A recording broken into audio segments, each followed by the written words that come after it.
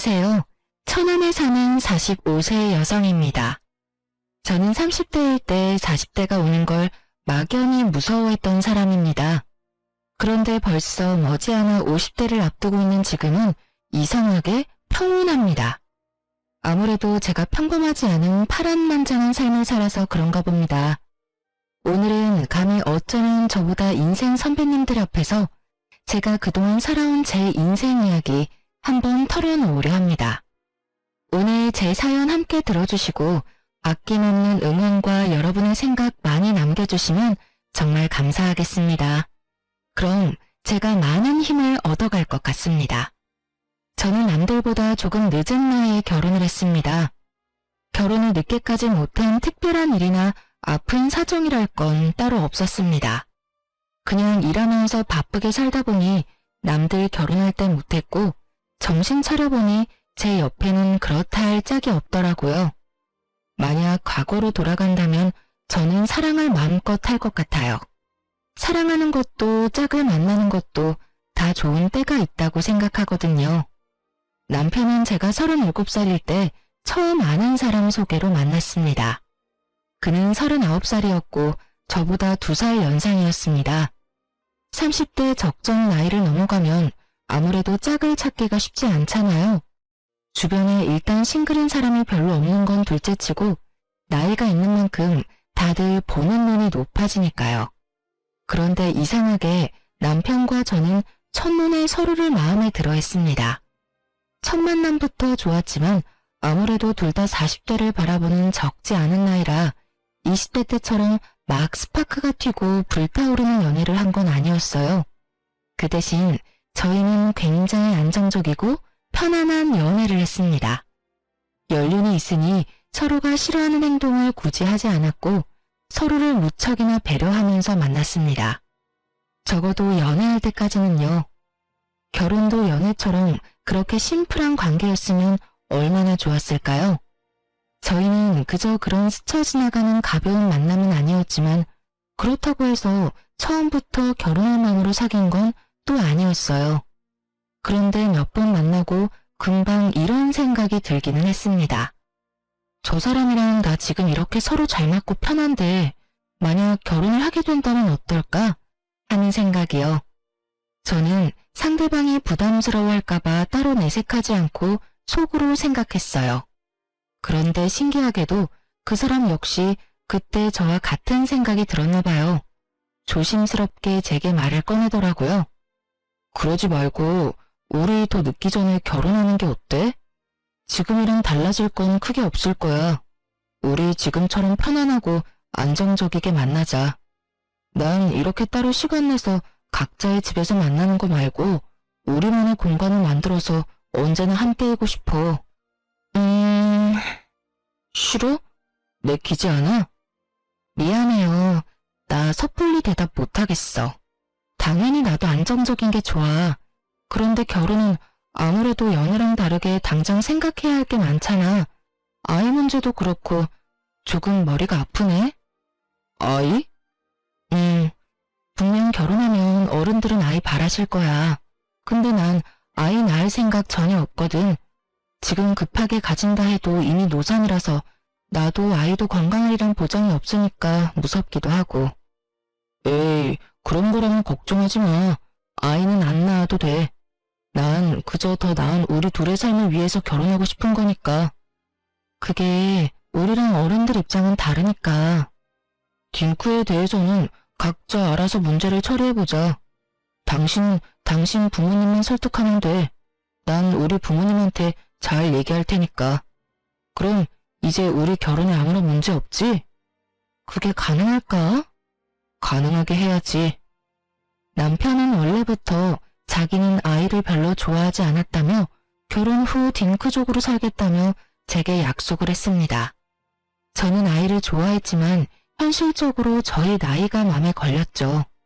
그리고 혹시나 각자 부모님께 설명한다 해도 어른들 입장은 다를 수 있으니 예비 시부모님 인사드리러 가는 자리에 잔뜩 긴장하고 말았어요. 그런데 남편은 본인이 내뱉은 말처럼 알아서 잘 해결해뒀더라고요. 수지씨, 애를 안 낳고 싶다면서요? 네.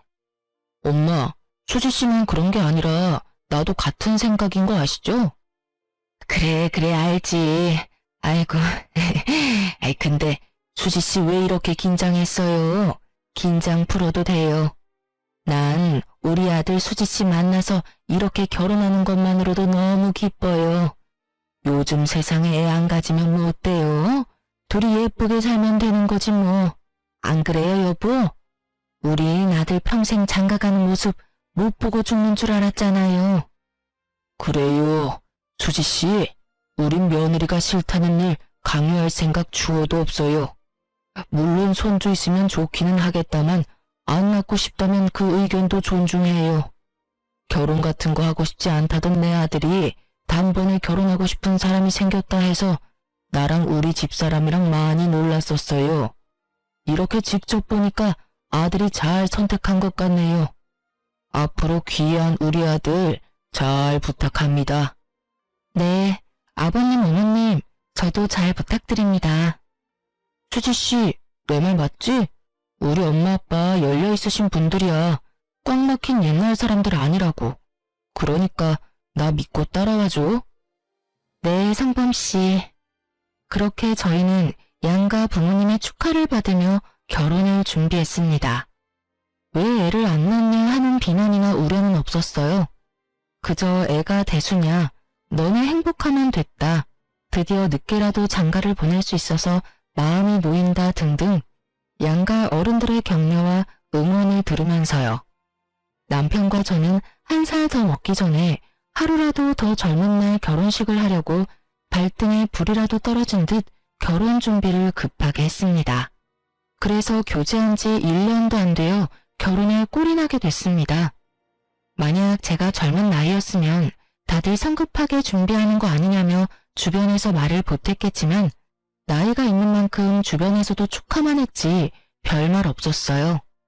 저도 남자가 거기서 거기지 하며 큰 걱정은 없었고요. 하지만 늦을수록 더 신중해야 했다는 걸 뼈저리게 느끼고 후회했습니다. 저희 남편은 대기업 회사원이었는데 세금 떼고 월급이 500만 원 좀 넘었습니다. 제가 생활비를 얼마씩 달라고 얘기한 적 없는데 남편은 알아서 넉넉하게 꼬박꼬박 생활비를 잘 줬어요.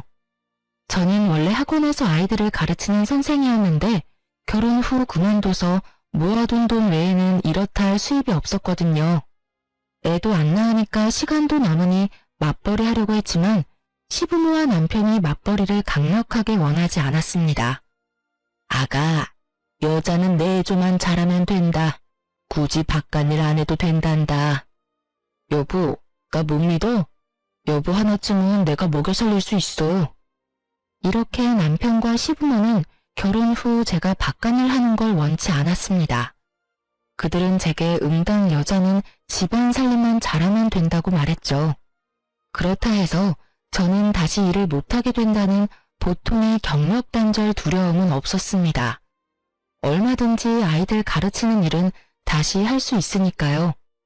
남편은 제가 일 안 하는 대신 어느 정도 내조를 원했습니다.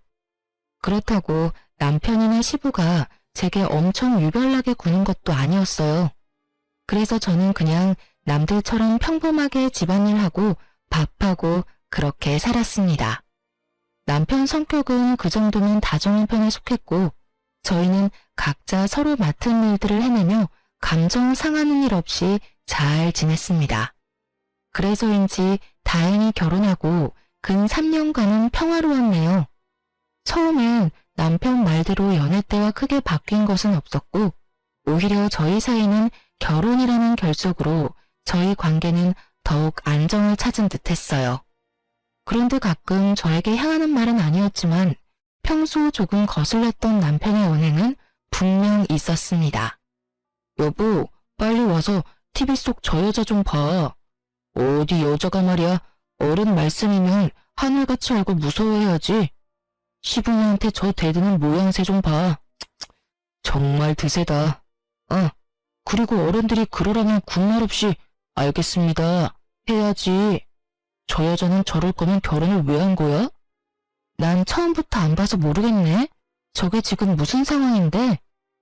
보니까 저 며느리라는 여자가 시어머니 말을 죽어도 안 들어. 냉장고 정리 좀 해야겠다고 한마디 했다고 시어머니한테 간섭하지 말라는 거야. 아니 감히 하늘 같은 시부모님한테 말이야. 방송이잖아. 저런 거 다 대본이라더라. 너무 열내지 마. 근데 나는 온다는 연락 없이 비밀번호 치고 매일 냉장고 검사하러 오는 시어머니 쪽도 좀 이해 안 가네. 뭐? 뭐야? 당신도 같은 상황이면 저럴 거야? 에이, 우리 어머님은 안 그러시잖아. 아니, 그러니까 만약에 말이야. 나는... 에이, 잘 모르겠어. 당신은 왜 TV 보다가 괜히 나한테 그래? 남편은 드라마 속 허구 상황은 물론 실제 고부 갈등이 나오는 방송을 보면 꼭 그렇게 심호편에 서서 차별적인 말들을 덧붙였어요. 그럴 때마다 저의 생각을 물어보는 남편에게 마냥 솔직하게 속내를 다 말할 수는 없겠더라고요. 괜히 남편이 감정이입해서 제게 싫은 소리 하는 것도 듣기 싫고 저도 굳이 그를 자극해서 긁어부스럼 만들기 싫었거든요. 그래서 저는 최대한 대화 주제를 다른 곳으로 돌리고 그런 일들이 당장 제 일 아니니까 얼버무렸었네요. 다 미래에 제 일이 될 줄은 모르고요. 그러면서 저는 점차 연애 때는 미처 몰랐던 남편의 꼰대 같은 마인드를 인식하게 됐습니다. 남편은 어쩌면 시부모보다 더 옛날 사람 같은 마인드를 가지고 있었어요. 어른들 말은 무조건 들어야 한다 생각하는 사람이었죠. 저도 어른 공경하는 건 좋아요. 하지만 남편은 소위 요즘 말로 꼰대 같았어요.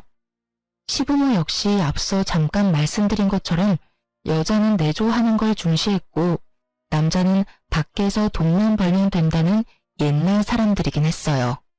그렇지만 저희 남편만큼은 심하진 않았어요. 하지만 그건 다 제가 착각하고 있었던 거였어요. 끝까지 겪어보니 결국 그 부모의 그 아들이더군요. 저는 보수적인 그들의 의견들을 완전히 모두 다 이해하는 건 아니었지만 항상 그러려니 했습니다.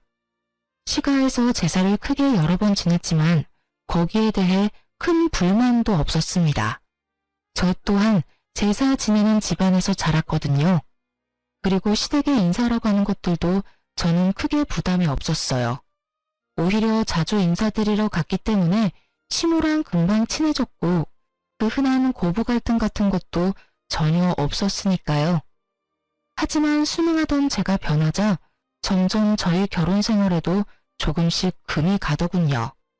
제 내조에 아무런 불만 없던 남편과 시부모가 한 가지 사건으로 쥐 잡아먹듯 괴롭히며 저에게 달려들었거든요.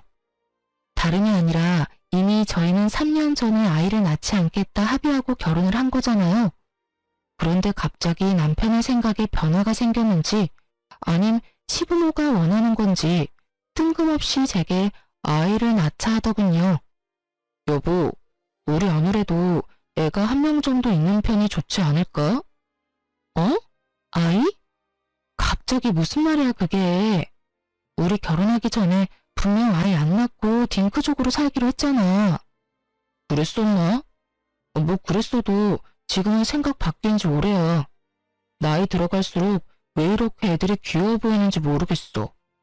나도 이젠 조카 바보 말고 아들 바보, 딸 바보 하고 싶다. 여보, 우리 노력 좀 해보자. 엄마한테 보약 좀 지어달라 할까?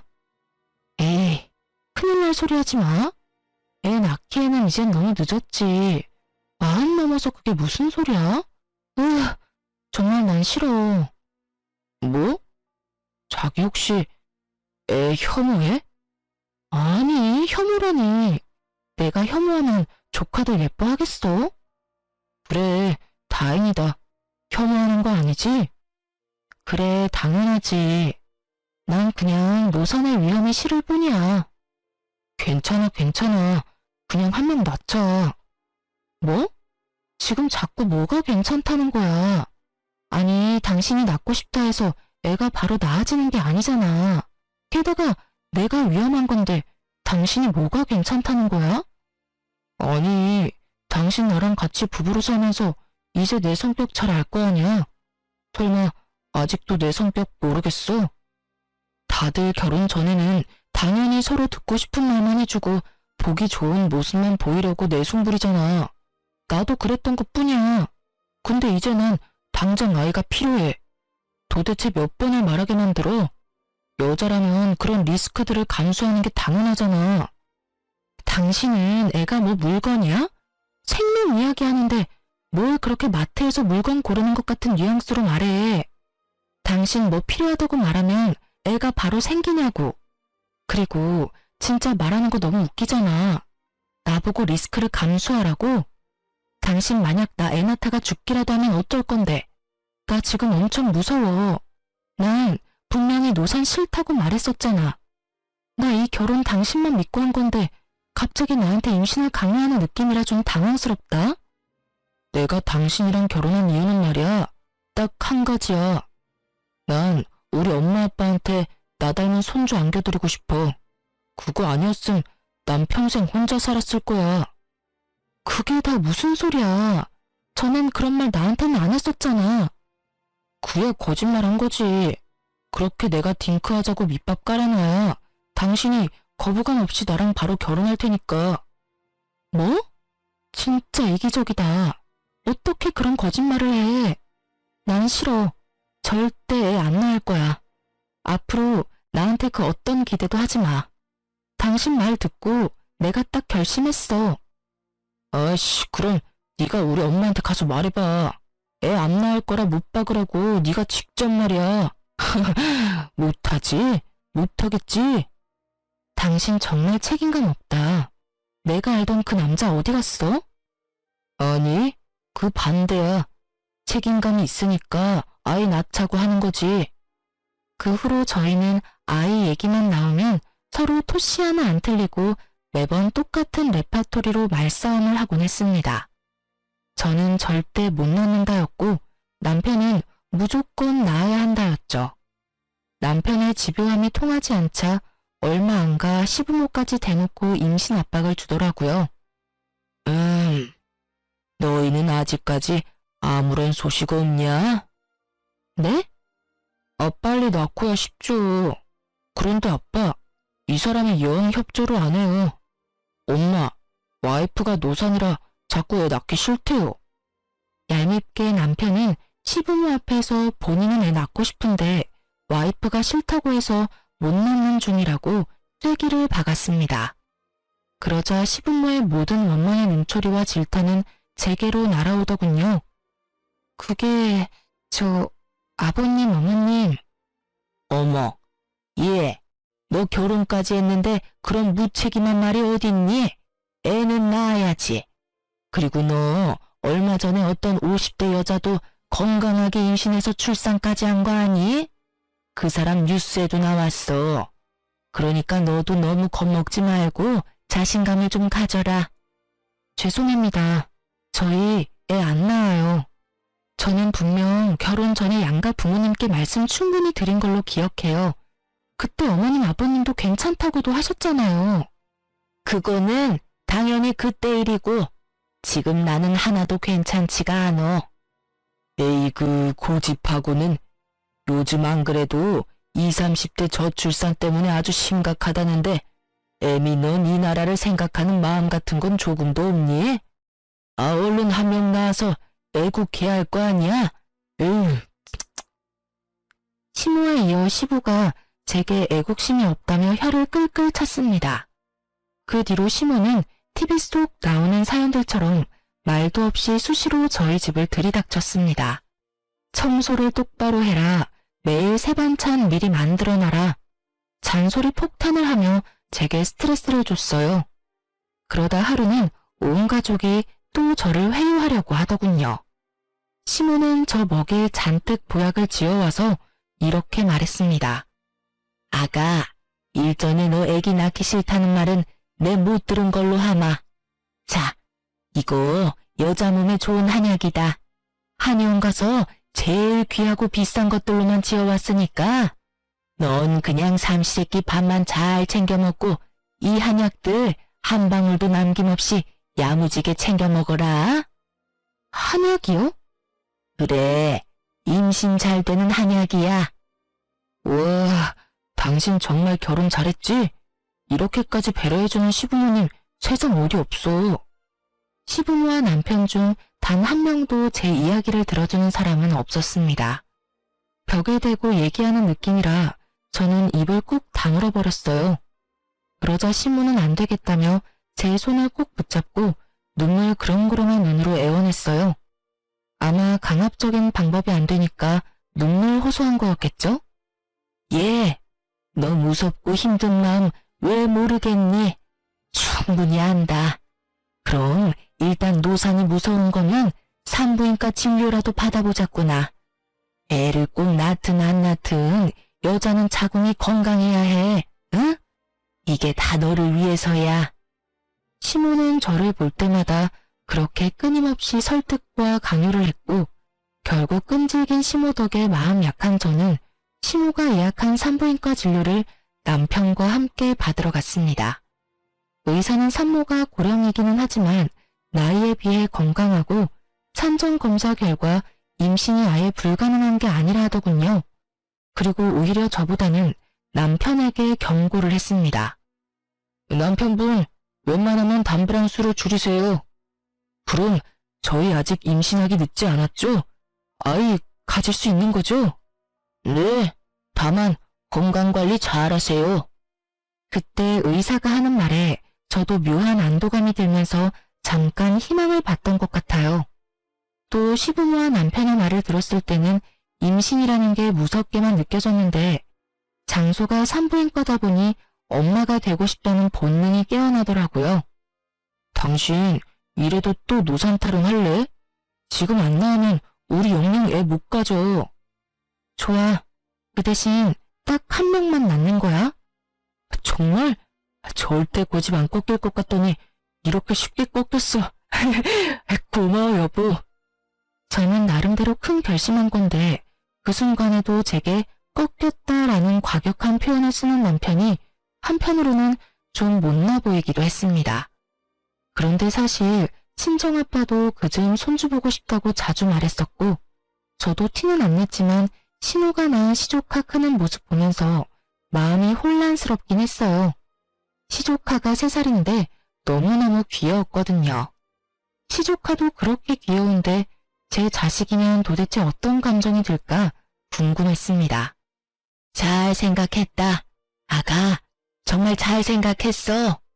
넌 아이 낳기만 해. 우리가 다 키워줄 테니. 그리고 네 남편이 너 모시고 살 거다. 그럼요. 제가 마누라 여왕님처럼 모시고 살아야죠. 하지만 그 평화도 잠시였네요. 제가 애를 낳는다는 결정에 양가 집안에서 더할 나위 없이 너무 좋아하셨죠. 물론 저희 친정엄마는 노산이라 제 건강 걱정을 많이 하셨고요. 시모는 저를 잘 보살피겠다며 저희 엄마를 안심시켜줬어요. 그리곤 제게 본격적으로 임신 준비를 해야 한다며 앞으로 손주 생길 때까지 최선을 다해 제 건강만 생각하라고 신신당부했습니다. 시댁 행사는 물론이고 제사 전부 오지 말라더군요. 스트레스 받으면 아이가 안 찾아온다고요. 속물인가 마음에 찔리긴 했지만 임신을 빌미로 시댁을 안 가도 되니 솔직히 너무 편하고 좋더라고요. 아가, 첫째도 건강, 둘째도 건강, 셋째도 건강. 몸도 마음도 건강해야 아기가 찾아온단다. 앞으로는 내 말만 들어. 그럼 애는 금방 생길 거다. 네, 어머님. 넌 참 복 받았어. 그치? 네, 어머님. 챙겨주셔서 감사합니다. 그럼. 나 같은 시어머니 어디 없다. 그런데 시모는 점점 제 생활 모든 것을 컨트롤하려 했어요. 이유는 모르겠으나 가까운 국내 여행도 못 가게 했으니까요. 여행을 간다고? 안 된다. 부정타. 네? 부정탄다고요? 하지만 가까운 곳인데? 애 낳고도 충분히 여행 갈 수 있잖니. 예, 임신이 쉬운 줄 아니? 지금부터 행동거지 똑바로 해야지. 저는 아직 임신도 안 했는데 시모는 도대체 뭔 생각으로 여행도 못 가게 할까? 의문이 쌓이기 시작했어요. 차라리 임신하려면 여행이 좋은 기회이겠다는 생각도 했었고요. 결국 남편 휴가 때 저희 부부 여행도 못 가게 하던 시모였어요. 그리고 먹을 것도 특별히 다 신경 써야 한다며 시모는 손수 음식을 만들어 와서 항상 우리 집 냉장고를 채워 놓았습니다. 정말 감사했는데 정말 한편으론 너무 부담스러웠습니다. 일단 제가 잘 먹어야 하는데 시모의 음식들은 제 입맛에 맞지 않았어요. 하지만 늘 뭘 얼마나 먹었는지 체크하는 시모 덕에 저는 신경이 곤두섰죠. 그리고 무엇보다도 제가 임신을 한 것도 아니고 이 모든 게 임신 준비하는 과정이었으니까 좀 유별나다 싶었습니다. 처음 몇 개월은 정신없이 지나가서 조바심이 안 났는데요. 임신 준비한 지 1년이 다 되어가도록 깜깜무소식이니 저는 점점 불안했어요. 꾸준히 남편과 숙제도 하는데 아기가 쉽게 안 찾아오더라고요. 지금 생각해보면 조상신이 도운 것 같아요. 이런 집안과 엮여서 제 배 아파 소중한 생명을 낳지 말라고요. 시모는 일주일에 적게는 한 번씩, 많게는 두세 번씩 전화가 왔어요. 처음엔 시모가 제 상태를 조심스럽게 물어봤었는데 시간이 지나자 퉁명스럽게 제게 쏘아붙였어요. 걱정하는 어투에서 짜증과 화로 바뀌어 갔습니다. 나중엔 친정 욕까지 하더군요. 시부모도 이제 인내심이 다했는지 딱 1년 지나자 저를 원망하며 제 탓을 엄청나게 하기 시작했습니다.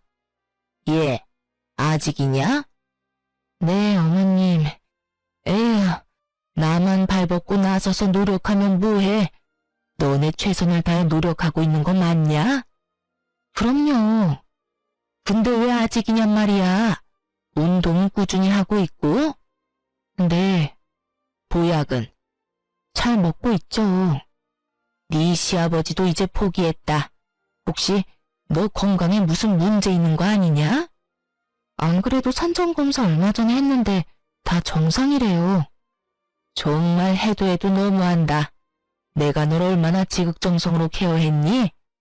아마도 네가 아닌 다른 사람이었다면 말이야. 그 사람은 벌써 애 둘셋은 낳았을 거야.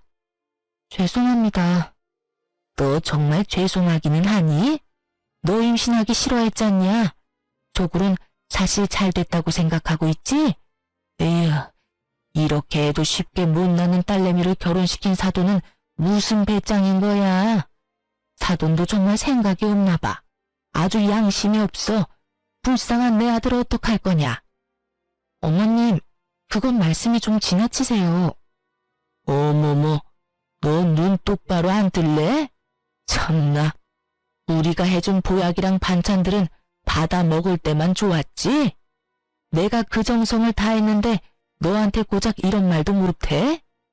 아무리 그래도 친정 부모님 함부로 말씀하시는 건 아니죠, 어머님. 애초에 임신은 제 욕심이 아니라 어머님, 아버님 욕심에서부터 시작된 일이잖아요. 그리고 제가 보약 그만 지어달라 말해도 억지로 지어와서 먹이셨고 반찬도 알아서 해먹는다 해도 어머님이 고집 부리셨잖아요. 좋은 마음으로 저는 어머님이 하라는 대로 한 수밖에 없어요. 그러니까 더 이상 저희 친정 부모님 욕 보이지 마세요. 꼴에 자존심 부리기는 큰 소리를 칠 입장이냐 네가? 아니 그냥 남들처럼 임신만 하면 끝나는 일인데 그게 어려워? 그리곤 시모는 기회를 많이 줬다며 자포자기한 목소리로 그러더군요. 에휴, 됐다. 애는 됐어. 더 이상 희망 고문 당하기 싫다. 아무래도 너라는 그릇이 잘못됐어.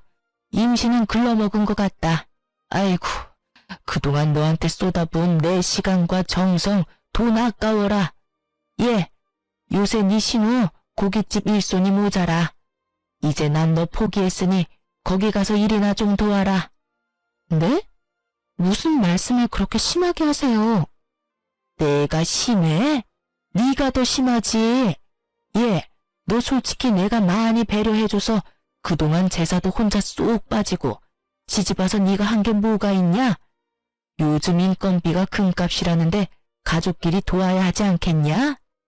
내가 너한테 쓴 돈이며 시간이 다 얼마야? 돈으로 환산해봐라.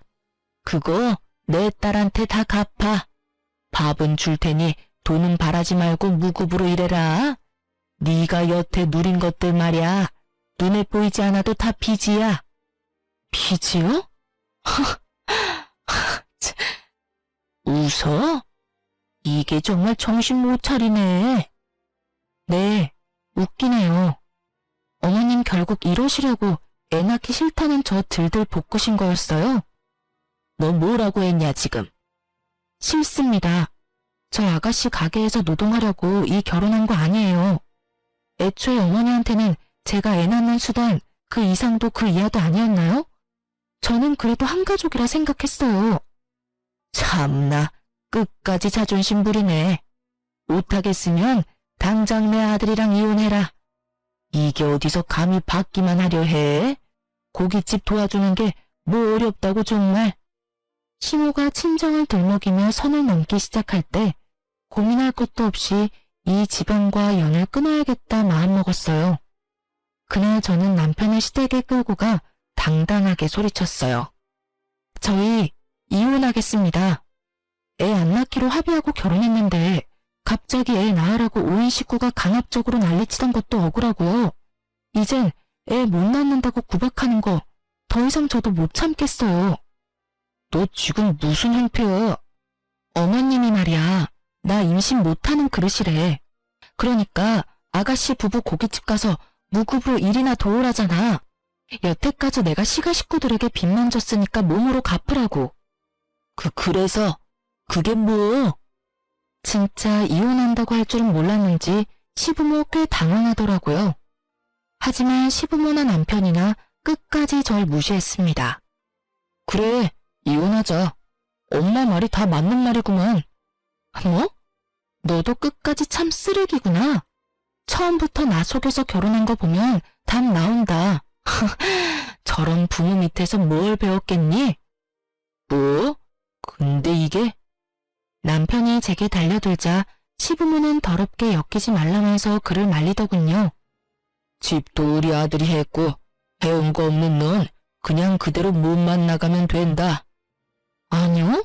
제가 해온 혼수는 다 가져가야죠. 에이, 독한 것.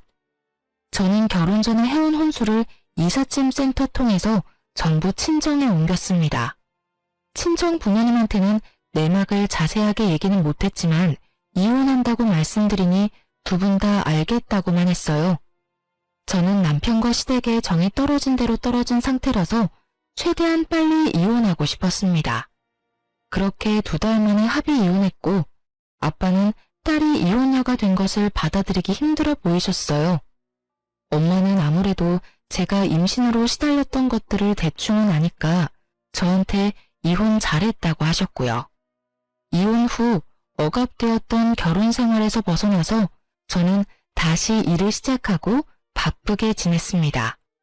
그러던 어느 날 전 남편을 소개해줬던 지인에게서 연락이 왔어요.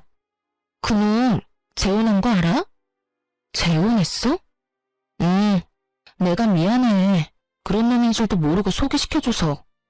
전 남편이 저랑 이혼한 지 1년도 안 돼서 재혼을 했다고 하더군요.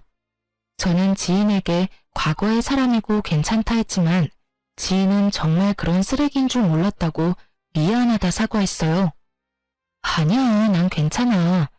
근데 이젠 그놈 내 인생에서 말끔히 아예 지우고 싶어. 근데 있잖아, 그게 다가 아니더라. 그놈 재혼 상대가 글쎄 막 출산한 미혼모라는 소문이 쫙 퍼지더라고. 재혼한 지 얼마 안 됐는데 갓난아기 데리고 다니는 걸 본 사람이 있나 봐. 그래서 알아보니까 그 미혼모가 내 대학 후배더라. 세상 참 좁지? 그리고 지금부터 내가 하는 말 잘 들어야 해. 너무 충격받지 말고. 들어보니 지인의 대학 후배인 여자는 어느 날 갑자기 배가 부른 상태로 나타났대요. 점점 배는 불러오는데 누구랑 결혼한다는 소식은 따로 없고 다들 아기 아빠가 누군지 궁금해했지만 알려주지 않았다네요. 그래서 미혼모구나 지레짐작하고 있었는데 아무 말 없던 후배가 갑자기 결혼한다며 지인들에게 청첩장 돌리며 자기 미혼모 아니라고 해명했다고 하더라고요. 남자친구랑 잠시 헤어졌다가 다시 붙었고 애는 혼자 키우려 했는데 같이 키우기로 했다고요. 네, 그 여자는 사실 제 남편의 상간녀였고 저희가 혼인 관계에 있을 때 남편의 아이를 가진 거였어요. 어쩐지 제가 이혼하자고 할 때 한 번도 붙잡지 않는 남편 보고 조금은 이상하다 생각은 했어요. 설마 여자가 있을 줄이야 생각도 못했네요. 저는 상간녀의 연락처를 얻어냈고 더 이상 바보처럼 당하고만 있지 않으리라 다짐했습니다. 여보세요? 네, 말씀하세요. 저 누군지 알겠어요? 저희 남편 전 부인 아니세요? 내 번호도 알고 있었나 봐요. 그럼요. 바람 맞죠? 맞으면요? 소송해야죠. 맘대로 하세요. 그깟 상간녀 위자료? 우리 어머님 아버님이 다 해결해 줄 거예요. 와, 어이가 없네. 너 인생 그딴 식으로 살다가 천벌 받아. 천벌? 누구한테? 난 지금 너무 행복하게 잘 지내는데? 그래, 벌 받기를 기도하고 기도할게. 코웃음 치는 상간녀와 더 이상 대화가 안 통하더라고요. 상간 소송을 제기하겠다고 내용 증명을 보냈더니 역시나 상간녀 대신 전 남편이 내용 증명 받는지 화를 내며 전화가 오더군요. 여보세요? 야, 너 지금 뭘 보낸 거냐? 보면 몰라? 상간녀 소송 걸었지. 참나, 이제 와서 무슨 상간녀야. 이 눈치 없는 여자야. 우린 벌써 서로 협의 이혼했고 이혼했으면 소송까지 못 가. 너 나 재혼했다는 소식 듣고 많이 배 아팠나 보다. 아님 너는 그 고생을 해도 못 낳았는데 난 이렇게 쉽게 아빠가 돼서 부럽기라도 해? 혹시 질투? 질투 같은 소리 하고 있네. 알려면 좀 똑바로 알던가. 우리 이혼한 지 1년도 안 됐어. 상간녀가 임신한 사실 하나만으로 당신의 외도 사실은 입증이 된 거야. 외도 사실 알게 된 지 3년까지 상간소송 가능한데 이건 몰랐어? 그럼 좀 조용히 재혼하지 그랬어. 아주 떠들썩하게 해놓고 내가 모르길 바라는 게 이상하지. 나 이제 한 아이의 아빠고 그 사람이 이제 내 와이프야. 남의 가정 파탄내지 말고 차라리 합의를 하자. 그래, 지금 가정은 얼마나 갈지 내가 응원하면서 지켜볼게. 한 번 바람 피운 놈이 두 번은 못할까. 넌 절대 인간 못 돼. 전 남편은 그렇게 10살 어린 상간녀 대신 제게 합의금 1,000만 원을 보내줬습니다. 차라리 외도 사실을 제가 처음부터 알았으면 모르겠는데 이렇게 뒤늦게 알고 이혼 다 하고 다시 소송까지 가는 게 번거롭더라고요. 그래서 저는 1,000만 원 받고 깔끔하게 털어놨다고 생각했어요. 전 남편은 제게 돈을 보내고 지긋지긋하다며 다신 연락할 일 없었으면 좋겠다더군요. 그렇게 3년이라는 세월이 흘렀고 최근에 모르는 번호로 전화가 자주 왔어요. 너무 집요하게 오길래 한 번 받았는데 잊고 지냈던 전 남편이라는 작자였어요. 여보세요? 누구세요? 당신이야? 당신 맞아? 아, 지가 연락하지 말라고 하더니 이렇게 먼저 연락하는 경우는 뭘까? 우리가 연락해서 정리해야 할 게 뭐가 아직 남았니? 당신 맞구나. 번호 안 바꿨네. 우리 다시 합칠래? 당신도 나한테 마음이 아예 없진 않지? 뭐? 지금 혹시 만나는 사람 있어? 미쳤냐? 술 취했어? 나 만나는 사람 따로 있어. 지금 무슨 소름 끼치는 개소리야 한밤중에. 거짓말. 없지? 아직 남자 없는 거 맞지? 나 너랑 헤어진 뒤로 당신 계속 생각나더라. 우리 애 가지려고 서로 최선을 다했었잖아. 난 우리가 지금도 충분히 가능성 있다고 생각하거든. 뭐? 우리? 우리 같은 소리 하네. 그리고 뭐 나랑 헤어지고 바로 재혼했으면서 입에 침이나 바르고 거짓말해. 시부모한테 미움받을 때 나 몰라라 하고 와이프 버린 게 누군데? 왜? 상간녀 아니 네 와이프가 바람이라도 났니? 그게 말이야. 나도 이럴 줄 정말 몰랐어. 사실 애가 이제 4살이야. 근데 내 얼굴이 하나도 없는 거야. 어릴 땐 애들 다 비슷하게 생겼으니까 그러려니 했어. 근데 클수록 내 얼굴이랑 더 달라지니까 부모님이 애 유전자 검사라도 해봐야 되는 거 아니냐고 그러길래 혹시나 싶어서 했는데 불일치로 나왔어. 그 애가 내 애가 아니었다고. 그 여자한테 나도 우리 부모님도 완전 속은 거야. 엄마가 그 사실 알고 미용실에서 바리깡 빌려와서 자고 있는 그 여자 머리 중간을 싹 다 밀어버리고 그 여자 쫓겨났어. 진짜 가지가지한다. 그러니까 여보, 우리 연애할 때 좋았잖아. 나 더 이상 여자도 못 믿겠어. 당신 같은 여자 아무리 찾아도 없더라. 우리 재결합하자, 응? 내가 지난날 용서 빌게.